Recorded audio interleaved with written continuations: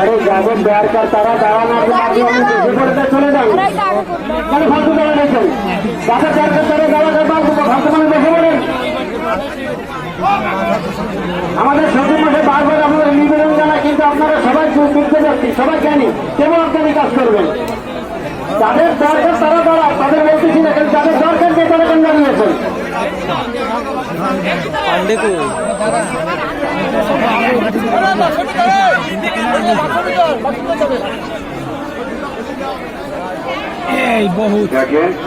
সবাই মিলে আমরা এখানে রয়েছি, আমরা সবাই বাবার শিষ্য, বাবাকে সবাই ভক্তি করি। আমাদের বলতে বাবা সোমবার বড়ি 8টার সময় উঠে গেছে।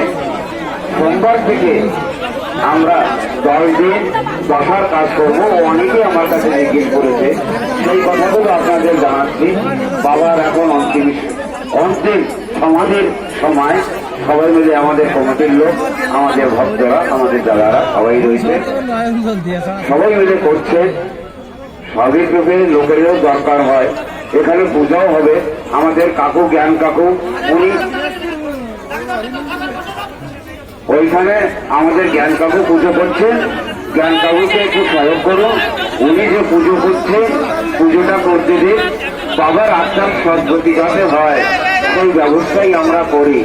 আমরা কেন এইভাবে অপরকে এককে আমরা এইভাবে আর কি বলা লাগতেছে, আমাদের এই কথাই আমি বুঝতে পারছি না যে সবাই যখন আমরা আসছি, সবাই আমরা সেই বাবাকে ভক্তি করি।